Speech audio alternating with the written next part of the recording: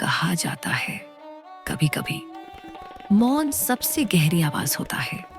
जो शब्द नहीं कह पाते वो मौन व्यक्त कर देता है।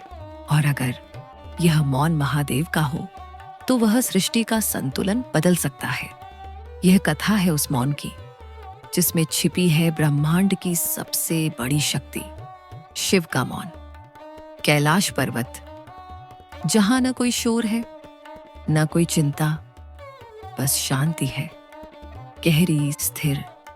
वे वही महादेव ध्यान में लीन है, आंखें बंद, जटाएं स्थिर। गंगा उनके मस्तक से धीरे धीरे बह रही है। वो अचल है, जैसे समय भी उनके चारों ओर ठहर गया हो।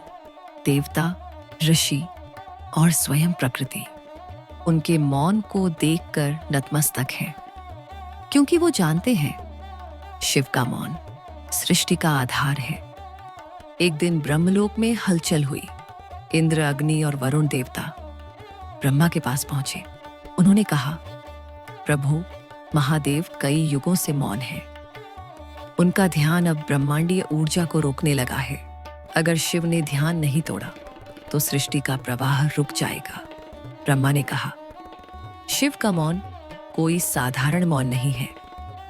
वो तब बोलते हैं जब सृष्टि को दिशा चाहिए। उनका हर मौन एक संदेश है। देवताओं ने कहा, पर प्रभु, जब शिव मौन रहते हैं तो संसार में असंतुलन बढ़ता है। ब्रह्मा ने मुस्कुराकर कहा, शिव का मौन विनाश नहीं, परिवर्तन की तैयारी है। कैलाश पर मां पार्वती भी चिंतित थीं।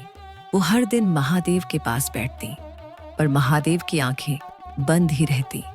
वो बोली, प्रभु, आपका ये मौन मुझे भयभीत करता है।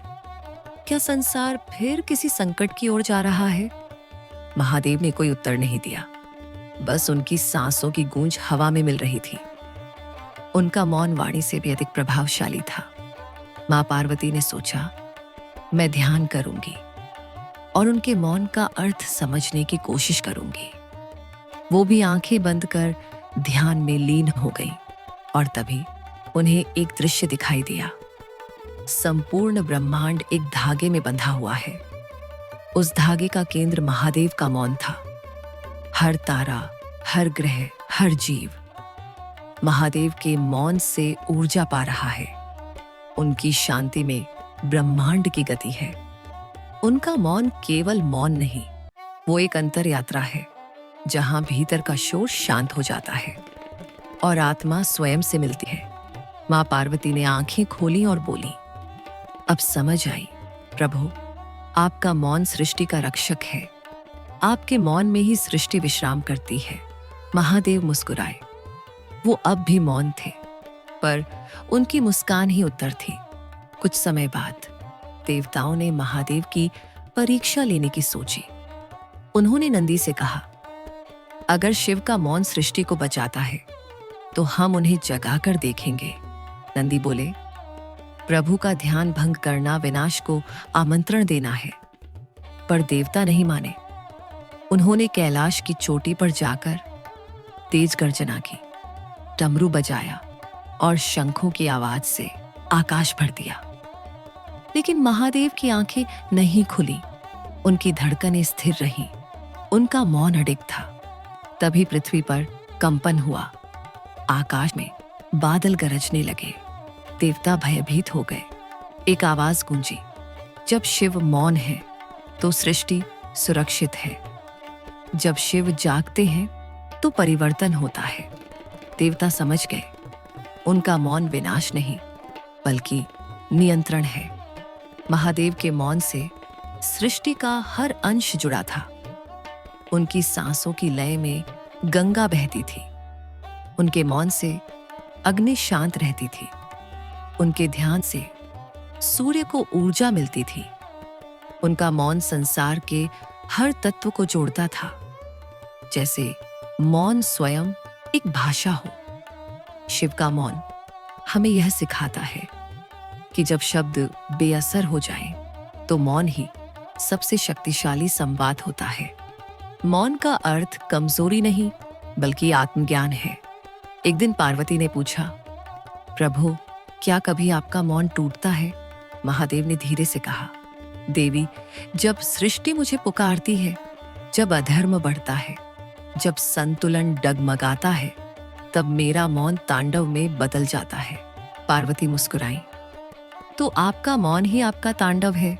महादेव बोले, हाँ देवी, मेरा मौन शांति है, पर उसमें छिपी है वही अग्नि जो सृष्टि को जलाकर फिर से जन्म देती है। शिव का मौन ब्रह्मांड के उस क्षण जैसा है जब सृष्टि और विनाश एक साथ सो रहे हों। वो मौन है, पर उसमें ध्वनि छिपी है। वो स्थिर है, पर उसमें गति है। वो शून्य है, पर उसी में सृष्टि का आरंभ है। कहा जाता है, जब कोई साधक अपने भीतर के शोर को शांत कर देता है, तो उसे शिव का मौन सुनाई देता है। वो आवाज नहीं होती, वो अनुभव होती है। वो वही शक्ति है जिससे ब्रह्मांड चलता है। महादेव बोले, मौन को समझना स्वयं को समझना है, क्योंकि जब तुम बोलते हो तो शब्द बाहर जाते हैं, पर जब तुम मौन रहते हो तो तुम भीतर लौटते हो। मौन में ही ध्यान है, ध्यान में ही शिव है। जो अपने भीतर के मौन को सुन ले, वो मुझे पा लेता है। कैलाश पर अब भी वही शांति थी। महादेव ध्यान में लीन थे। पार्वती उनके समीप बैठी थी। गंगा उनकी जटाओं से बहती रही और सूर्य की पहली किरण उनके मौन चेहरे पर पड़ी। शिव का मौन हमें सिखाता है कि शब्दों से नहीं, विचारों की शांति से जीवन बदलता है। जो अपने भीतर के तूफान को शांत कर लेता है, वो ही सच्चा योगी बनता है। और जो मौन में शिव को पा लेता है, वो सृष्टि से परे हो जाता है। हर हर महादेव। ओम नमः शिवाय। जय भोलेनाथ।